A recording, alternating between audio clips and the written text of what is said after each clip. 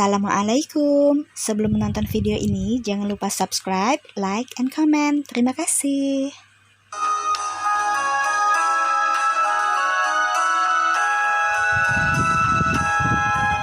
Assalamualaikum warahmatullahi wabarakatuh. Selamat pagi anak-anakku sekalian.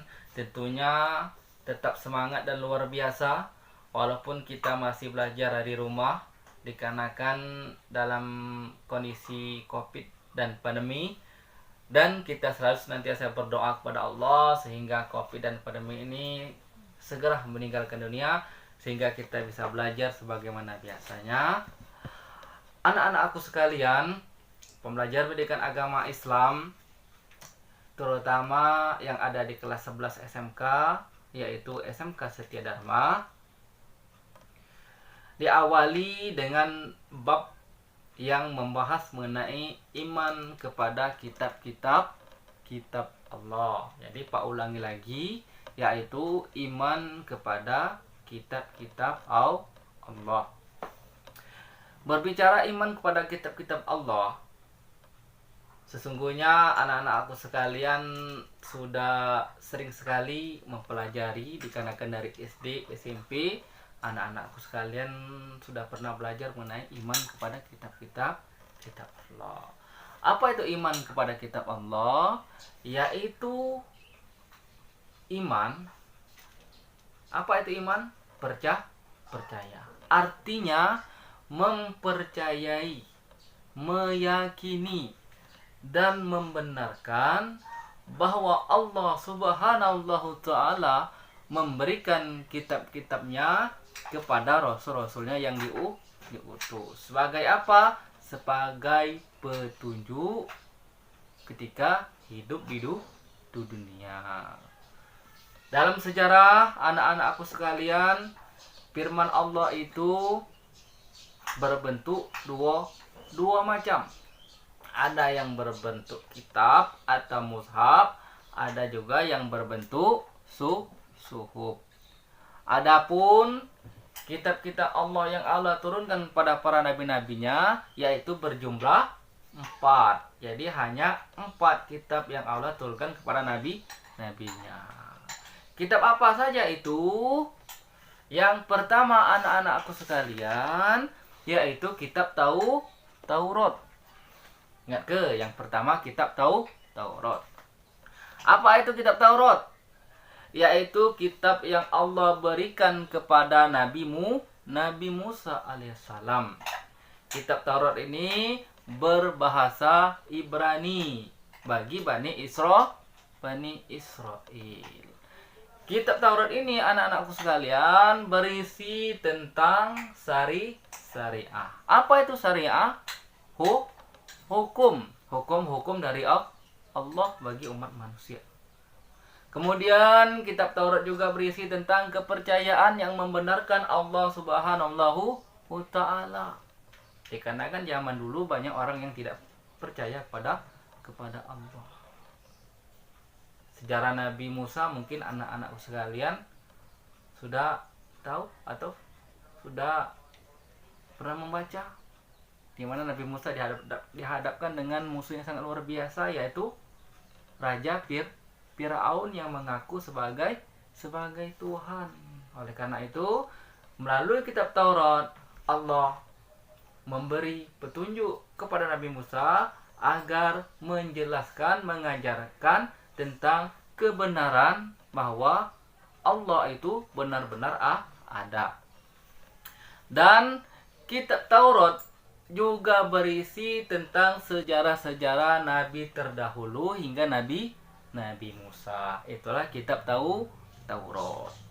Kemudian anak-anakku sekalian, yang kedua, Allah Subhanahu Ta'ala menurunkan kitab Zabur. Ingat ke? Kitab Zabur. Apa itu kitab Zabur? Kitab Zabur adalah kitab yang Allah turunkan kepada Nabi Daud.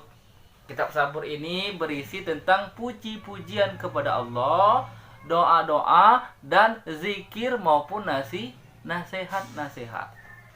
Kitab Zabur ini tidak membawa syariat baru karena Allah memerintahkan kepada Nabi Daud untuk mengikuti syariat yang telah dibawa oleh Nabi Musa. Makanya kitab Zabur ini tidak membawa ajaran-ajaran baru. Kemudian setelah kitab Zabur, Allah Subhanahu wa taala menurunkan kitab Injil. Apa itu kitab Injil? Kitab yang Allah turunkan kepada Nabi Isa alaihissalam. Setelah kitab Injil, Allah juga menurunkan kitab Al-Quran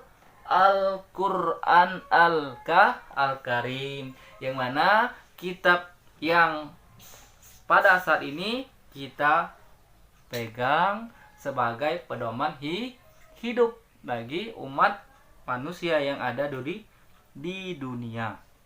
Kitab Al-Quran, anak-anakku sekalian, berisi dengan menggunakan bahasa Arab.